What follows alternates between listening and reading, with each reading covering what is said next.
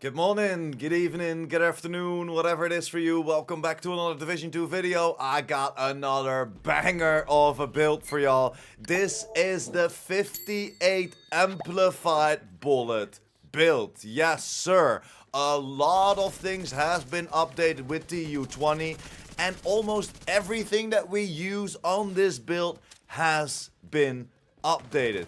The talent of the gun, the talent that we use on our chest piece, and of course the brand sets and the gear sets that we use in this build setup have been changed, have been updated, and have been boosted. So that's why we can just run around, feel like a freaking tank, but still shred through people. As you can see in the background, we're having so much extra survivability while being in the faces of the enemies and just putting them full of lead. You can get up to that 2.2 million armor. Yes, you heard that right. 2.2 million armor while running and gunning, while shredding those enemies and being in their faces. You can use that shield. This build has a shield as one of its skills, but I mainly use the shield for some extra survivability. If there is a chance that you get taken out, just put that shield in front of you, take a few people out, you will get your armor back, and then you can lose that shield again and run and be in the faces of those enemies. And what I forgot to say was, these are 58 amplified bullets. Yes, 58 amplified bullets. Your whole magazine on this build is amplified, and that's why this is so incredibly good and a lot of fun to play with. We're only utilizing two different sets, one brand set, one gear set, to optimize this build setup. And of course there are a few different ways you can build towards this, but this is my first and I think best build out of this combination. Again, you can play however you like to play. There's no right or wrong in this game. Of course, there might be some mis-synergies within talents, but overall you can play however you like to play. So don't forget, these are always build templates. I would love to know your opinion in the comments down below. If you're using this build, if you're trying to change this build a little bit, because I run around with almost a full red build, doesn't mean that you have to. So take this build, copy this build, and just change it to how you like to play. And that's the beautiful thing about this game. Everybody can play how they like to play, but man, being in the faces, running and gunning with this build is so incredibly fun. And like I already mentioned, it is so much better with this TU20 update. Overall, a W update, but enough intro, enough information. Let's dive right into the build breakdown. I showed you a little bit more gameplay from, of course, me shredding through that heroic Lincoln, because I wanted to showcase a little bit more. But without further ado, let's dive right in.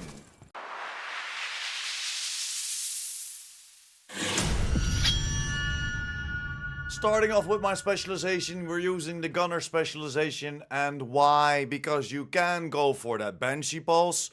For me, I'm not using it. I'm mainly using it for that 10% armor on kill to give us a little bit more survivability. Although, as you saw in the gameplay, there is a lot of survivability. So if you feel like that you're missing a little bit of damage, then go for, of course, the firewall, because this will give you that striker shield that will boost the damage for everybody that's standing in front of you. So let's jump over to my weapons, and it shouldn't be a guess, of course. This is the Lady Death with 58 bullets in the mag. Yes, like I said in the intro, like you saw on the thumbnail, this is a 58 bullet mag for the Lady Death.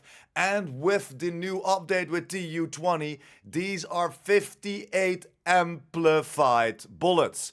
You see 57 standing here, but of course, if we reload, we can also put one extra bullet in the mag. The total damage is 97.2k, an RPM of 900, and then the mag of 57 or 58 when you reload. Expertise is on level 20, and of course, I went to damage to target out of cover. And like I already said a little bit, why is this so good? Because the brief free talent has been updated. When moving, gain 4 stacks per second or 8 if sprinting. Max stacks is equal to your weapon's magazine size, and before TU20 this was up to 32. Because the original mag of the Lady Death is 32 bullets, so we only got 32 amplified bullets. But now, while this is updated, this is such a great build. Getting that 58 bullets amplified there, because each round fires consumed a stack, amplifying the damage by 75%. So you're running around with 58 bullets amplified by 75%, and of course then the kills grant 20% movement speed for 10 seconds, so you're zooming over that map. It is a lot of fun. Definitely go hunt this build down. Then for my secondary and for my pistol, just use something that you don't have proficient yet. For me, I'm using the Brutus. This of course comes with perfectly behind you, but I'm just using this for my proficiency rank. As you see, it's on level 7, so I don't have to donate duplicates or even materials. I don't really use any other gun, especially not on this build, because this build is totally catered to that beautiful Lady Death. Then let's jump over to the overview of the build, and this is the setup. We're running 3 pieces of True Patriot and we're running 3 pieces of Brazos.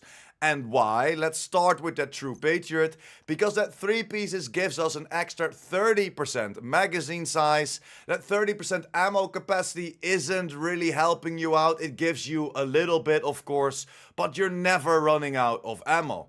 Then I chose to go for critical hit damages on most of it, especially on True Patriot. You need to find it with that attribute on there, so critical hit chance or critical hit damage, to roll that armor core away for that weapon damage. And that's what I chose to go for: critical hit damage mod, and then of course the weapon damage on there. Same for my gloves, it is weapon damage and critical hit damage, and my knee pads are critical hit chance and weapon damage as well, because you still need to work towards close to that 60% crit chance.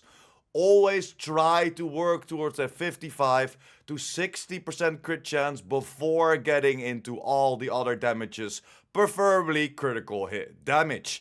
Then jumping over to all the other 3 pieces, and that is Brazos. Why Brazos? Because that 3 piece will give us 50% magazine size. Yes, this has been updated with TU20. It has been boosted, and this is why we can gain that 80% extra magazine size, so we're gaining that extra 58 bullets in the mag. For my holster, I chose to go for the Picaro's holster, because of course this gives us 2 cores, 1 weapon damage on the attributes as you can see, and 1 armor core, and then I found a critical hit damage on there. Then for the other pieces, that's my backpack and my chest piece. I found this piece. I would love to see it with critical hit damage on there, but headshot damage is decent enough. Again, you need to find this with the correct rolls on there. So preferably critical hit chance, critical hit damage, and then of course the talent Obliterate on there. Or you could go for Intimidate as well. I wasn't lucky enough to find Intimidate, and this build shreds a lot, but might be even better with Intimidate. So try out, see what you can farm and see what you can find. So Obliterate of course is also updated with TU20. Critical hits increase the total weapon damage by 1% for 10 seconds and stacks up to 25 times. This used to be 5 seconds, so it's a lot easier to keep up Obliterate and always have that 25% extra weapon damage output. Then jumping over to my last piece of Brazos, and this again you could find with an extra red core on there, so you need to find it then with critical hit chance, critical hit damage, and then preferably with Bloodsucker as the talent on there. If you find this combination, then you can roll that armor core away for some weapon damage, but this survivability helps you out a ton as well. Yes, you can hit a lot harder, and it will probably be even more fun to run around with a full red build, but still the 2 armor cores that we have from this backpack and of course from our Picaros gives us that 1.1 million armor, and then of course throughout Bloodsucker, we're gaining even more armor up to that 2.2 million armor. Yes, you heard it right. 2.2 million armor while still shredding through everybody. This is, of course, in a perfect world if Bloodsucker is totally stacked out and you are on that 100% bonus armor. And that's pretty much why I chose to go for Brazos and the combination with then, of course, True Patriot.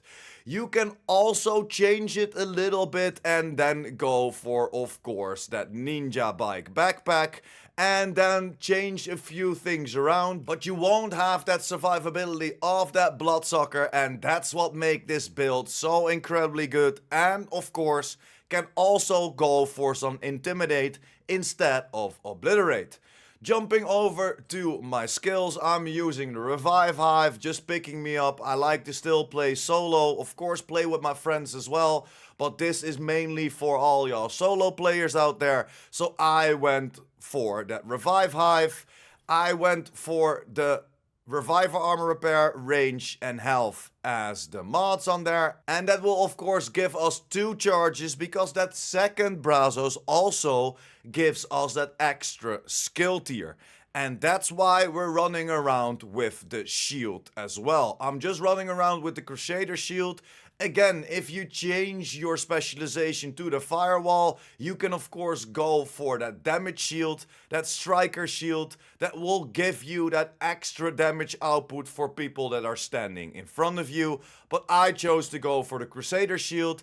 And because we have 2 blue cores and that extra yellow core from our Brazos, we're having a 3 skill tier shield, boosting us up to 2.7 million, almost 2.8 million health for the shield. And it only has a cooldown of around 17 seconds. I chose to go for shield health twice, so again 10% shield health for this, and at 5% holster generation for, of course, the mods on there.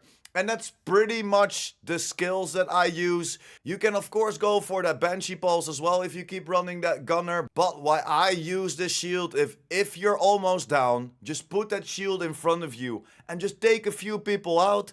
Then that Bloodsucker kicks in, refreshes your bonus armor, gets you that extra bonus armor in, and then you can put that shield away and just beam everybody down. That's why I'm mainly using the shield, for a little bit extra survivability, and you only have to take out a few people next to that to get all that armor back, or at least to get that survivability back, so you can lose that shield and run and gun around again. That's pretty much the whole overview of the build. Let's jump over to the stats real quick. We will have 59% critical hit chance and 134% critical hit damage. In the perfect world, this should be 59% critical hit chance and 146% critical hit damage, because of course I have that headshot damage on my chest, what preferably would be that critical hit damage. But still, these are all of course the most important stats, and then we have some extra armor, armor on kill of course, and no armor generation on there, but that armor on kill comes in clutch as well. And that's pretty much it. Let me know in the comments down below if you made this build already. How would you like to change it? Are you going into that ninja bike, or are you keeping it this way? Please test it out this way, because with that Bloodsucker, I've been sleeping on it way too long. It's so much survivability, and it still can generate that extra damage output, maybe even more with Intimidate. I will farm for it and I will let you know. If you have Intimidate, again, test it out, let me know in the comments down below. But that's pretty much it. Thank you very much for watching.